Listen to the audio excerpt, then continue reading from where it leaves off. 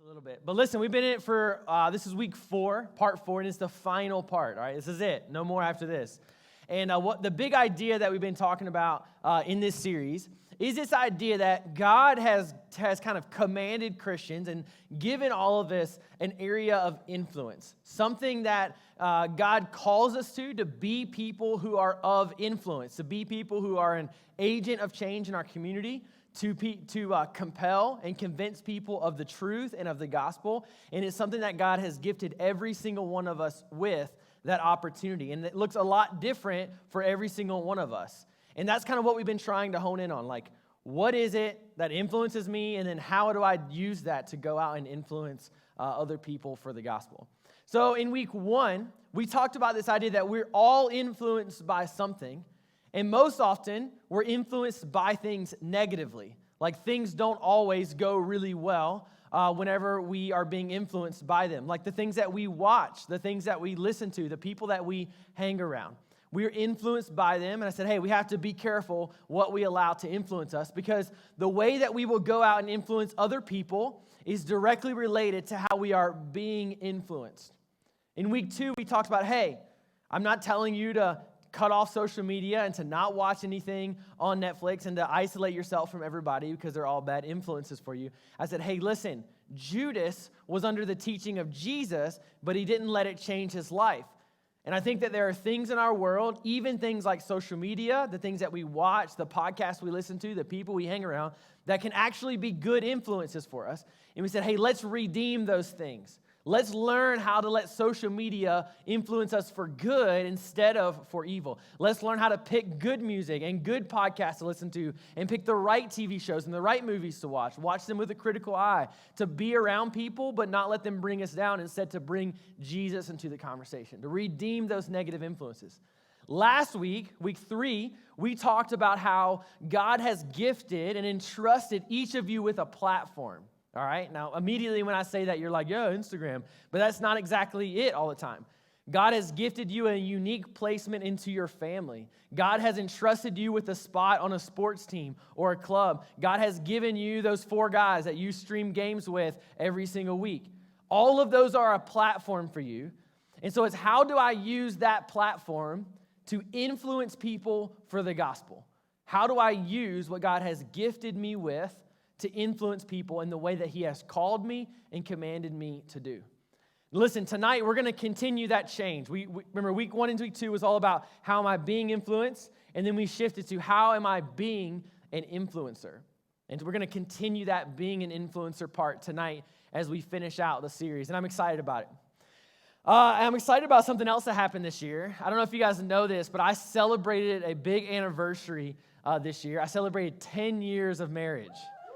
All right, thank you. I was like, either going to clap or boo me for that. I don't know. So I'm glad you clapped for that. And I've been married for, it feels like my whole life. I know it hasn't been my whole life, but it feels like it's been a long time. And as I've been married, the longer that I've been married, I've realized that the way that I show love to my wife is different. It's changed over time. I remember when we first got married, the thing that I would always do for Johanna that would just scream, I love you, Johanna, is Johanna would go to work and I would clean the whole house. Like, I would vacuum, I would mop, I would do the dishes, I would clean the bathroom, I'd clean the shower. Yes. Yeah, I don't do that anymore. I would do that, though. I would clean the house, all right? And it would be like spotless. She would get off work at like 10:30 at night. She would come home. I would actually probably be asleep. And then it would just be like this beautifully clean, great smelling house. And he just screamed to her, Alan loves me. There's a lot of other, I used to like always pick her up flowers on my way home from work. I could just go, yeah, keep clapping. No, I'm just kidding.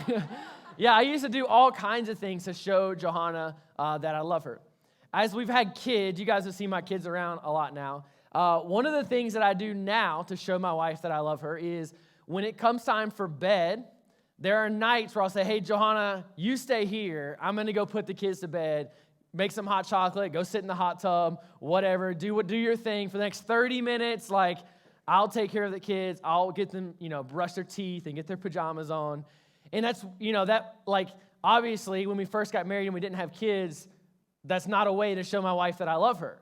But now that we have kids, things change. And so that's my way of showing my wife that I love her, that I care about her, that I, desire what's good for her.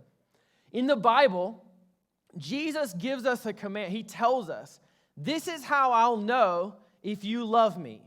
All right? It's cut and clear. It's really simple. In John 14:15, he says, if you love me, keep my commandments. If you love me, this is how you can show me that you love me. Keep my commandments. Obey the things that I've taught you. Do the things that I've told you to do. All right? If you love me, keep my commandments. This verse has actually come up in 5 different contexts in the past week.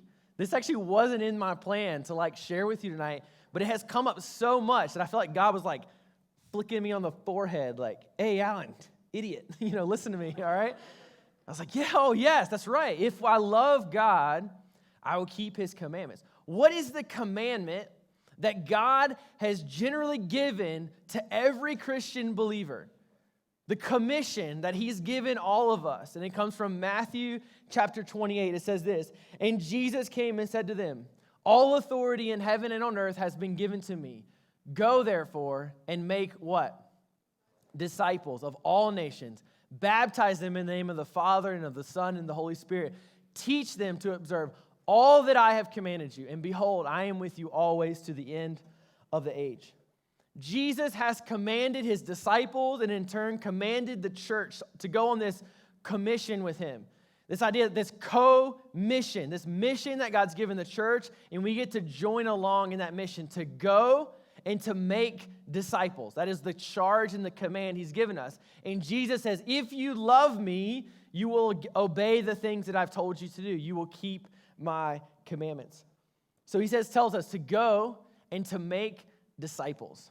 Now, if you have grown up in the church, that word disciples might be kind of norm for you. And if you haven't, maybe you're like, what the heck is a disciple? All right, so we're going to talk about that for a hot second.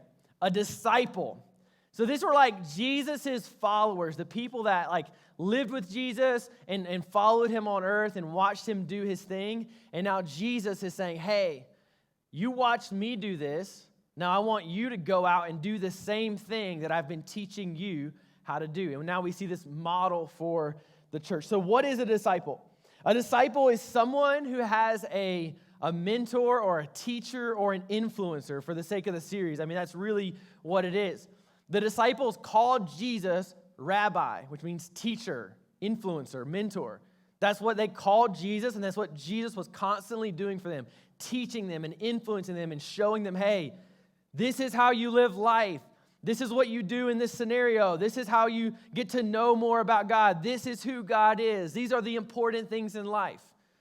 That is what Jesus was constantly teaching his disciples, and now Jesus has commanded us to go out and do the same thing that he did. So a disciple is somebody who has a mentor, an influencer, a teacher. Now, I've kind of narrowed this definition down because we know that Jesus had how many disciples? 12. Is that right? Yeah, 12, right? Now, one of them, Judas, obviously turned away. But I think when we think about what it is for us, I think we often think about it in a one-on-one relationship. Somebody that you said, hey, I want to disciple you. I want to mentor you. I want to be an influence on your life. And so for the sake of tonight's discussion, when we talk about a disciple, it's somebody who's in a one-on-one relationship with somebody who's investing in them and developing them and working to help them grow to be more, to be better. The third idea about this is someone that has Christ at the focus of their life. Listen, I don't know if you've ever taught somebody a skill. I wasn't planning on talking about this, but I actually worked with Martin the other week, and he showed me how to run a chipper, a wood chipper, right? Martin trained me a skill of how to do something. Maybe you've trained somebody too. You taught someone how to play basketball or how to ski or how to fish or how to, play a game. You can teach people those things. The big thing about a disciple in this sense is someone that you're not just teaching them anything, you're teaching them about Christ. You're teaching them how to be more like him and to know more about God and what that looks like for the Christian lifestyle. That is what we're talking about tonight when we think about a disciple. It's someone who has a mentor, a teacher, an influencer. It's somebody who is in that one-on-one type scenario where they're being challenged to grow, to be more like Christ, to learn more about him. And obviously Christ is at the focus of their life. We're not teaching people how to do woodworking or how to work on old cars. We're teaching people about the Savior of the world. That's what we're talking about. And I think that's what Jesus meant when he told the disciples, go therefore and make disciples. So what does that relationship look like between a disciple and a disciple maker or mentor, however you want to phrase those things? What does that relationship look like? The first thing about it is that there's a sense of accountability there, all right? I know you're frustrated. You're like, what happened to number 4? It's okay. We're coming back to number 4. Just chill for a second. There's a sense of accountability there. I've had several kind of mentoring relationships in my life. And so as I was thinking about these things, several of them popped up. This idea of accountability is that when you are looking for someone to disciple, or vice versa, someone is mentoring or discipling you, there's somebody who holds you accountable to the sense that we all have things that we struggle with. Maybe it's a sin struggle. Maybe it's like God has called us to do something and we're reluctant to actually jump on board and to do that thing. And so these people hold you accountable. Like right now, I have a guy that I meet with once a month. His name is Ryan. Now, it's not this Ryan. It's a different Ryan. But I meet up with him, and he challenges me. When I sin, when I mess up, Ryan's like probably one of the first people that I text and be like, bro, today was not a good day, all right? I just want to let you know that. And he'll be like, what happened? And we'll talk about it. He'll pray for me, and he'll hold me to it. Like, so think about it like this. Like, what if you told that person who's mentoring or discipling you, or vice versa, you're discipling someone, and they come and tell you, hey, I really feel like God wants me to like tell my mom about Jesus, or to tell this person that's in my class about Jesus. That person will hold you accountable to us. Hey, how's that going? Have you had a chance for that conversation? When you had that chance, did you take it? Did you actually run with it? Are you actually doing the things that God has called you to do? Jesus did this to the disciples.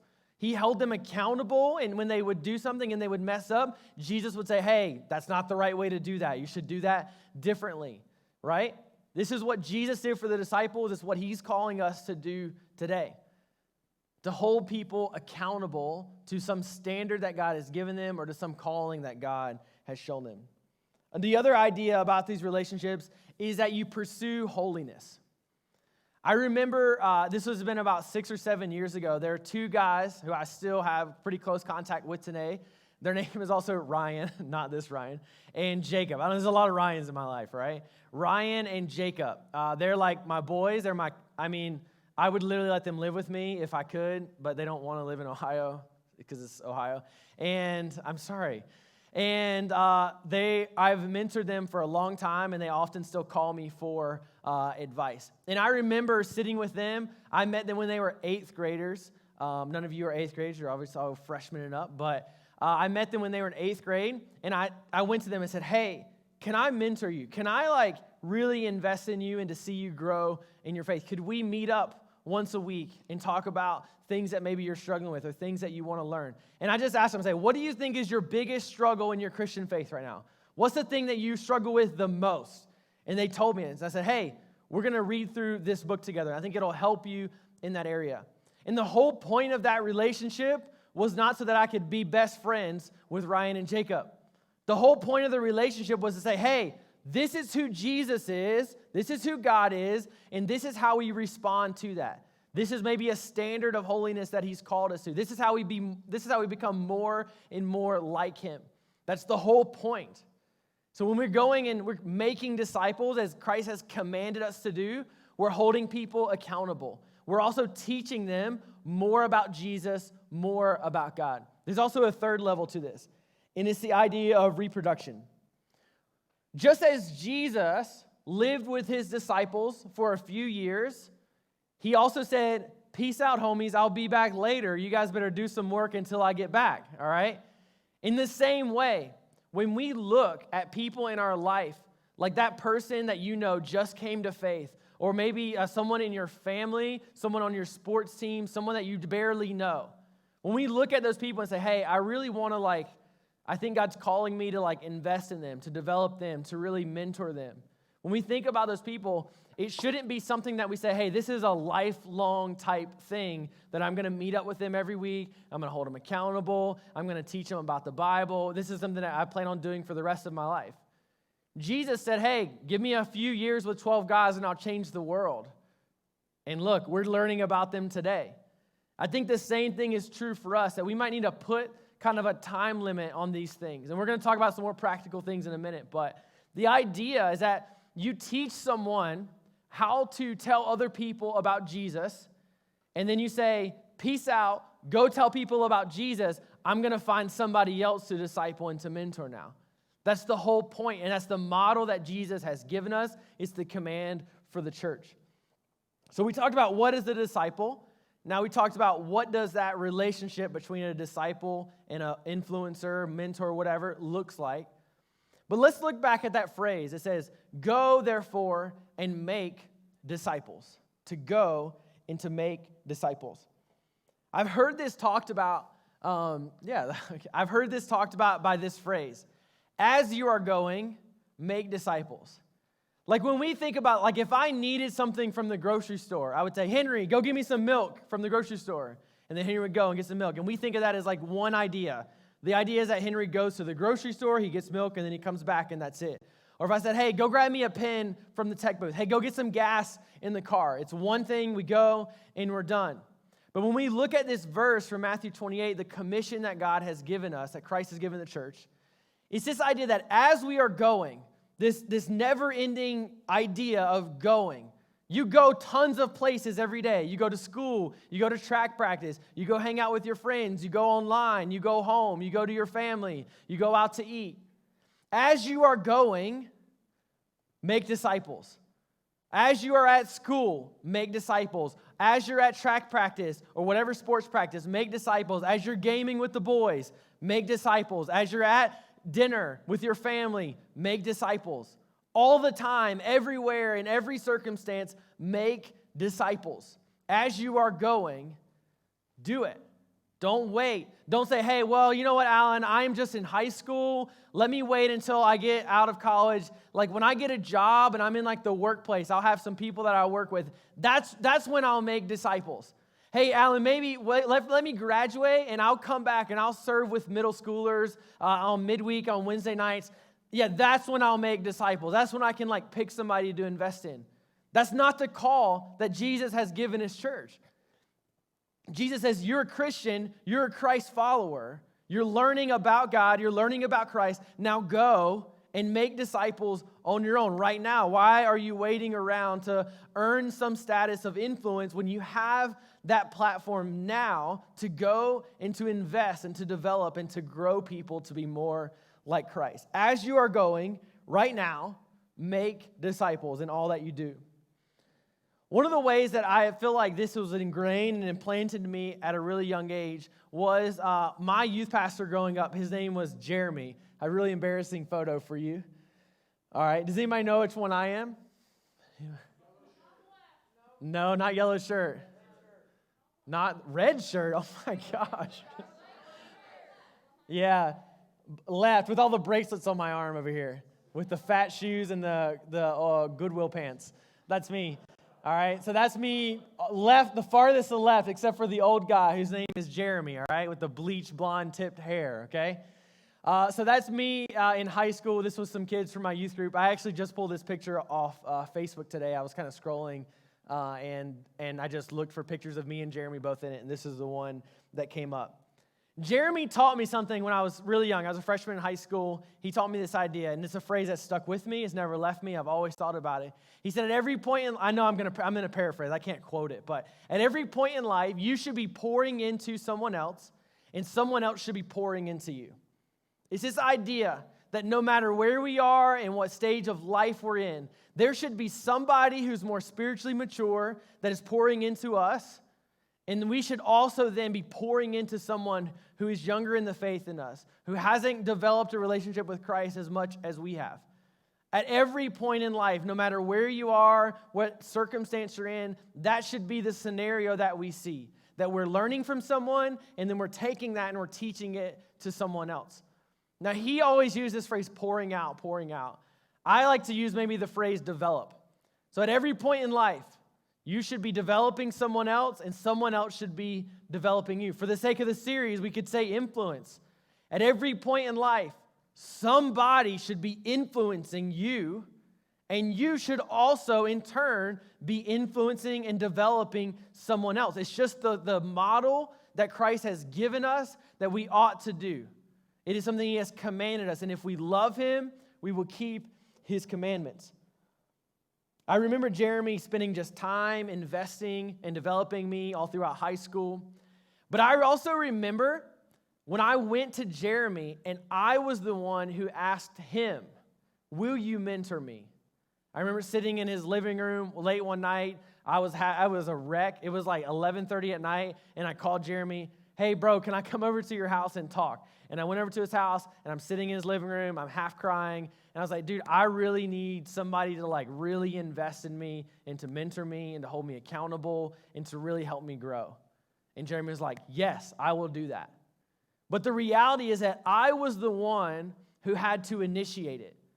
Now for Jesus, we're going to look here in a second that when Jesus looked for his followers, Jesus was the one who initiated that following. But in my scenario, I was the one who went to Jeremy and said, hey, Jeremy, I need somebody to mentor me. Will you do that? And Jeremy said, yeah, I will do that. And it really shaped and changed, man, a whole section of my life that really helped me geared to love God, to know Him more, and kind of projected me into who I am today. I think that there is power in the question. There's power. There's a sense of ownership in asking that question to somebody. Will you mentor me? Will you influence me? Will you teach me? And vice versa. You go to somebody who you know is newer in the faith and you want to help them grow, and you look at them and you say, hey, can I mentor you? Like, I really am passionate about the gospel and about Jesus, and I really want to, if we could just meet up once a week, I want to, lead a Bible study with you. I want to talk about my faith with you, and I would love to just mentor and invest and develop you. And there's power in that question to go and to ask someone that question. The fourth step of what a disciple is somebody who's willing to take that step. Somebody who is willing to take that step and say, yeah, I'll follow you, or yeah, I'll be a leader. I'll let you follow me. I will mentor you. You can be mentored by me, vice versa.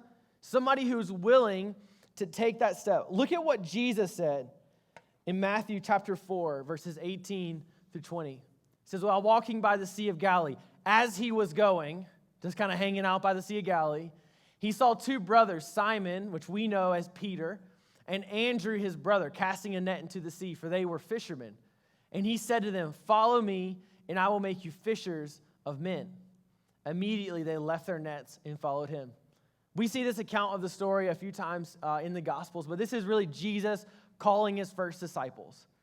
Jesus is walking around as he was going. Who knows what he was actually doing that day? He was kind of, as he was going, walking around. Yo, Peter! Hey, I see you guys are fishing out there. Hey, if you come over here and follow me, I'll teach you how to fish for men. Peter looks at his brother Andrew. Let's do it, bro. Let's do it. Let's go. Look at this. This is Jesus. This is the guy that John the Baptist just baptized. Man, we should go. We should follow him. We should just be all in. They drop their nets and they follow Jesus. Jesus poses out this idea. Hey, can you come follow me? Follow me. Jesus poses it more as a command. Hey, follow me, But we obviously, when we think about it in our day, we think about asking the question, hey, will you follow me? Or hey, can I follow you? We ask that question, and I think there's power in that question. I think that all of us in here are in one of two categories. If you're a Christian in here, we're kind of in one of two categories. We are either somebody who needs a mentor in our life, somebody to develop us and to grow us and to challenge us to be more like Christ, to hold us accountable when things go wrong. Or you have that in your life, and it's time for you to be the person to go out and mentor someone else. You're like, I'm a freshman in high school. How is that even possible? Because it is. Because God has allowed you this ability to grow in your faith with Him. He's gifted you with that. He's gifted you with people around you to help you do that. And now it's time for you to say, hey, you know what? This person at my school, they don't go to church, but they kind of brought up this thing about Jesus on social media the other day. I'm going to talk to them. And if they're a Christian, I'm going to ask them, hey, I know you're not like a Christian for really long, but could I like mentor you? Could I disciple you? Could I talk to you about Jesus? Could we meet up once a week and go through a book together? I think God has given each of you that unique platform like we talked about last week. People that you are friends with on your sports team, people in your own house, people that you game with on the internet that maybe don't even live in the state of Ohio. God has gifted you with that.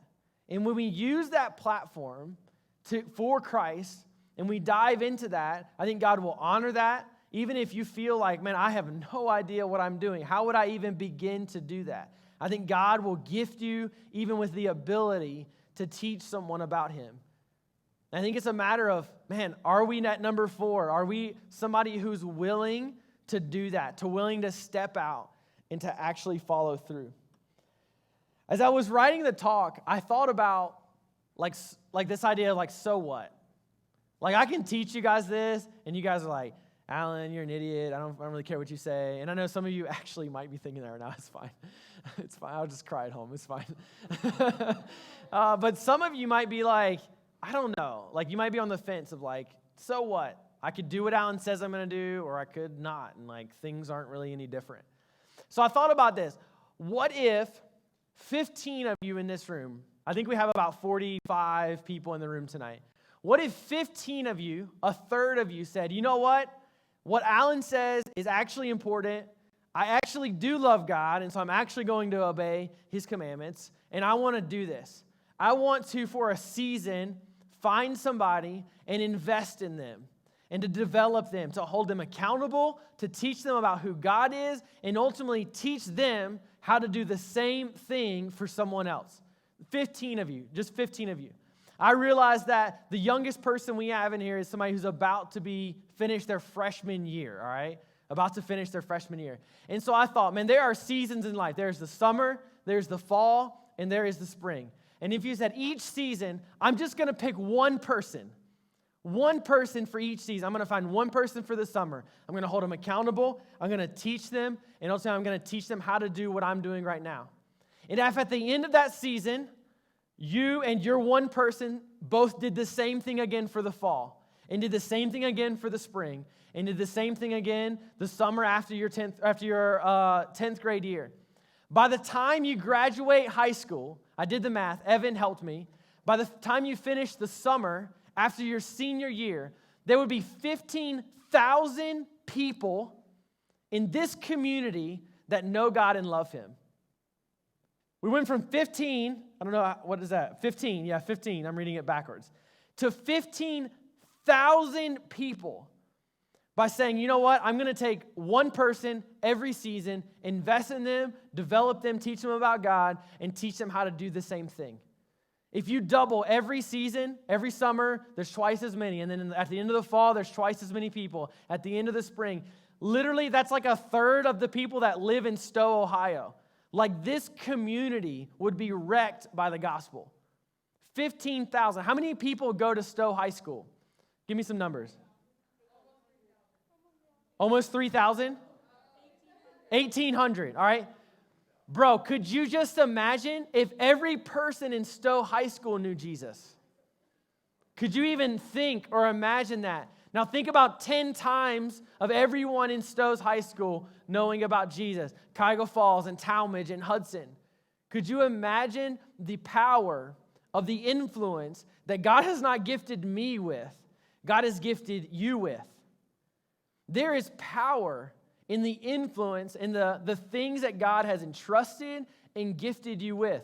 There's a story in the Bible, it's the parable of the soils, and it talks about how when things were planted in the good soil, that it didn't just take one seed and make one seed, it made 30 and 60 and 100-fold. The reality is that when we fall into what God has called us to and we embrace it, and we really are committed to it, and it's something we say, you know what, this isn't something that I'm going to buy into for a week. This is a lifelong commitment to Jesus.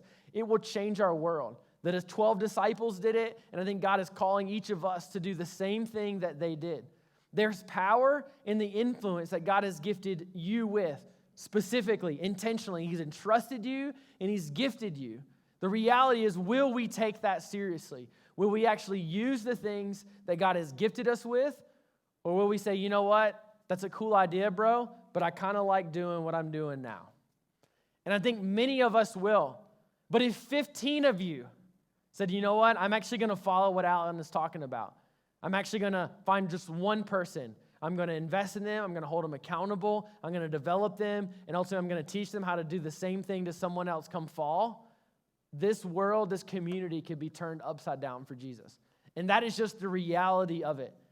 Should we take Jesus' commands seriously? Should we actually love Him and keep His commandments? Things would change. Things would be different. Listen, I want you to talk about this around some tables tonight. And the thing, this is really easy questions. And I actually, if you don't have an answer to either of these questions, I think that you can have a pass, all right? I never give passes, all right? But I want you to think about these two questions. Who in my life could be my mentor?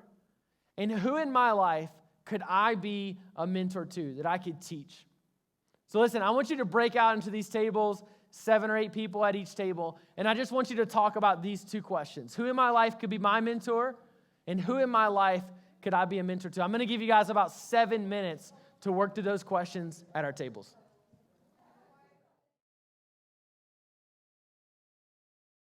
All right. Hey, I know you might still be talking, and hey, I would encourage you, continue these conversations beyond tonight. Don't let the conversation stop right now. Obviously, we're going to go back into some more worship, but I would encourage you to keep those conversations going throughout tonight, throughout even after we close. Talk with the people that are around your table. But the band is going to come back up, and if you guys would come back to the middle of the room. I have a few more things I just want to share with you super quickly. That the reality is that there might be some of us that can answer question number 1, but not question number 2. You might say like, hey, Alan, I just am not in the spot right now. I have not gotten to the place where I know enough about God or enough about Jesus to tell somebody else about it. And I want you to know that that's okay. The reality is I think that almost all of us can choose question number 1 and think about somebody.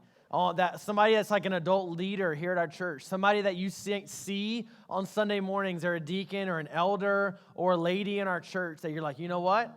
That lady looks like she knows Jesus. And the reality is that there is a power in your ability to go to that person and say, hey, I really want to learn from you. I think that you give off some ideas about Jesus and some characteristics of God that I want to know more about. Will you mentor me? There is power in that. And I want to encourage you that every single person in here, if you were able to answer question number 1, to go for it.